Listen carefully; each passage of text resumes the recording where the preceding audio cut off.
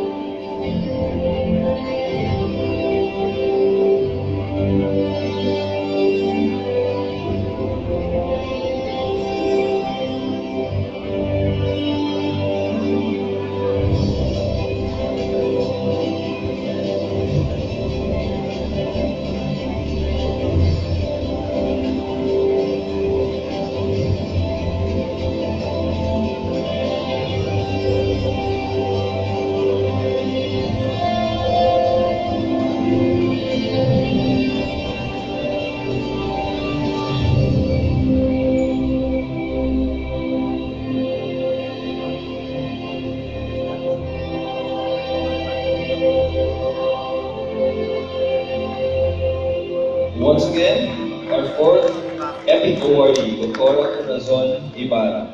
To present the award are Dr. Janet Lagundian, Dr. Frederick Francisco, and Dr. Lucilda de la Rosa Salvador.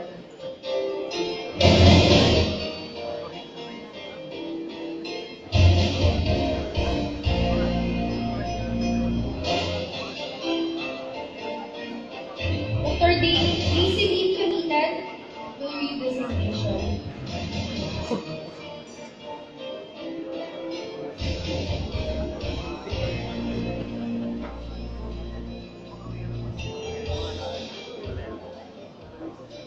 Dr. Francisco will read the citation, please.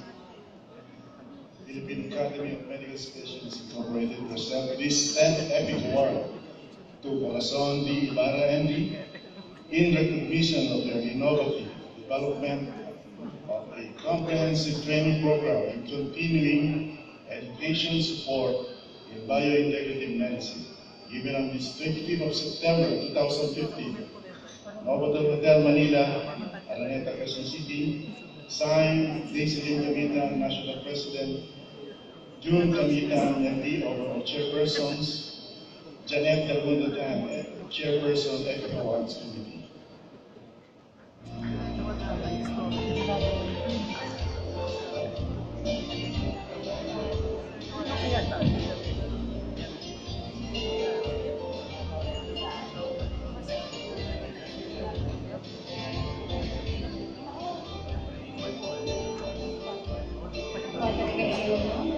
Inspire Africa. Yes.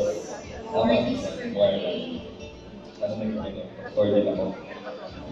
Pangarap ko yung bata ako. Kaso iba. Mahirap pa lang. Okay, we do have a lot of... sorry. In behalf of Dr. Cora, I accept this award. Pasensya na po kasi meron siyang lecture sa New Jersey. She's now one of the professor of British Institute of Homeopathy. So the lecture will finish today, so thanks for everything. Another round of applause. Yes. On behalf of Corazon Ibarra. Okay, we do have a lot of support personage in our organization. And of course, we have more. But before we continue, let us give a round of applause to Miss Beverly Hyman as she serenades us.